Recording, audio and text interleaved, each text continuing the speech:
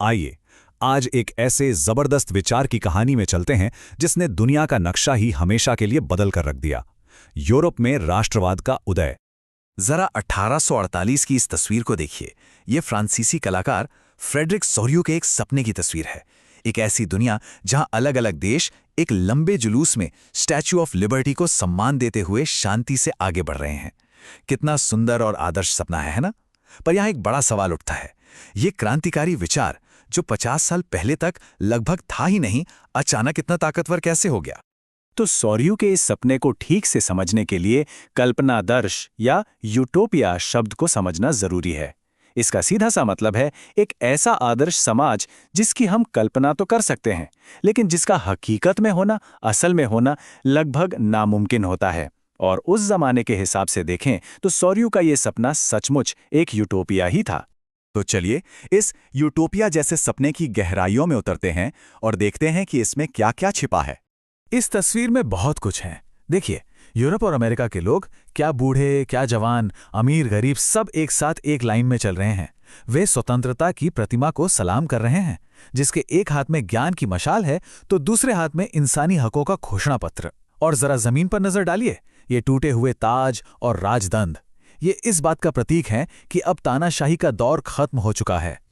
तो सवाल यह है कि यह सपना आया कहां से? इसकी जड़ें उस एक ऐतिहासिक घटना में हैं जिसने पूरे यूरोप को हिलाकर रख दिया था, और वो थी फ्रांसीसी क्रांति। जरा सोचिए, 1789 से पहले फ्रांस क्या था? एक राजा का इलाका और वहां रहने वाले लोग, उसकी प्रजा। सारी ताकत राजा के हाथ में थी। लेकिन क्रांति के बाद सब कुछ पलट गया। अब फ्रांस फ्रांसीसी नागरिकों का एक राष्ट्र था।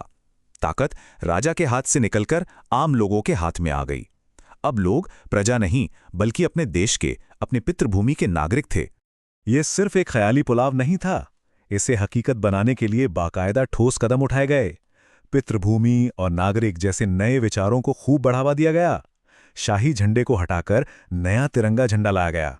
एस्टेट्स जनरल का नाम बदलकर नेशनल असेंबली रख दिया गया। पूरे देश के लिए एक जैसे कानून बनाए गए। देश के अंदर व्यापार पर लगने वाले टैक्स खत्म कर दिए गए और पेरिस में बोली जाने वाली फ्रेंच को पूरे देश की भाषा बना दिया गया। ये सब एक कलेक्टिव आइडेंटिटी, एक सामूहिक पहचान बनाने की कोशिशें थीं। और फिर मैदान में एंट्री होती है एक ऐसे शख्स की जिसने इन क्रांतिकारी विचारों को पूरे यूरोप में फैला दिया, कभी एक मुक्तिदाता बनकर तो कभी एक विजेता बनकर। नाम था नेपोलियन बोनापार्ट।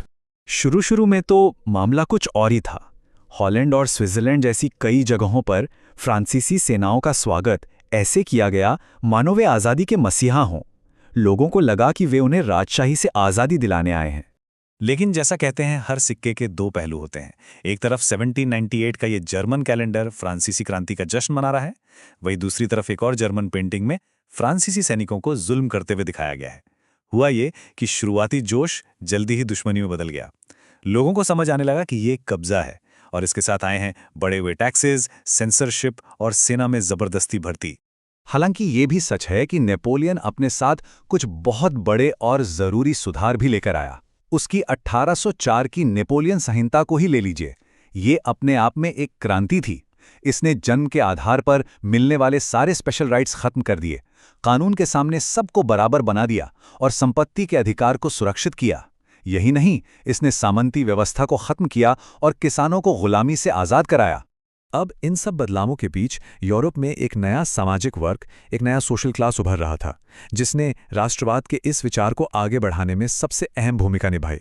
ये था नया नवेला मिडिल क्लास। उद्योगपति, व्यापारी, प्रोफेशनल्स। ये पुराने जमींदार और राजा महाराजाओं की तरह नहीं थे, बल्कि अपनी मेहनत और व्यापार के दम पर आगे बढ़े थे। इनके लिए आज़ादी का मतलब था व्यक्तिगत स्वतंत्रता, और देश की तरक्की का मतलब था राष्ट्रीय एकता। अच्छा, ये समझने के लिए कि राष्ट्रीय एकता की जरूरत आखिर थी क्यों, आइए एक छोटा सा उदाहरण देखते हैं। जरा सोचिए, 1833 में जर्मन भाषी इलाकों में व्यापार करना कैसा रहा होगा? एक व्यापारी को हैम्बर्ग से न्यूरमबर्ग तक अपना सामान ले जाने के लिए एक नहीं, दो नहीं, पूरे 11 कस्टम बैरियर पार करने पड़ते थे, और हर बैरियर पर अलग टैक्स, अलग नियम।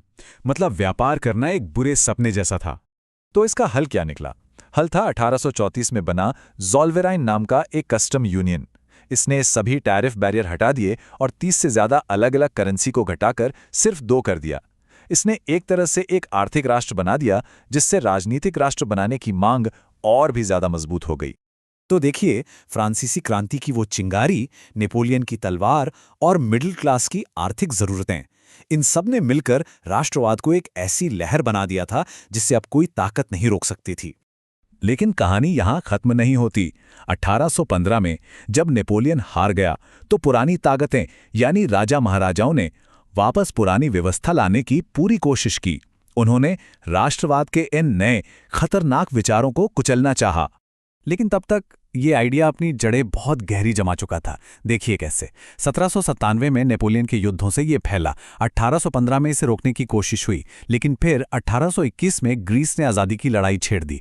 1848 आते आते तो पूरे यूरोप में क्रांतियों की लहर दौड़ गई और सबने राष्ट्र राज्यों की मांग की, और आखिरकार 1871 तक जर्मनी और इटली एक होकर राष्ट्र राज्य बन ही गए। तो राष्ट्रवाद ने आज की आधुनिक दुनिया तो बना दी, लेकिन जाते जाते एक सवाल छोड़ जाता है कि जब एकता की यही जबरदस्त भावना बंटवारे और विभाजन का कारण बन जाए तब क्या? ये एक ऐसा सवाल है जिसका सामना आज भी दुनिया कर रही है।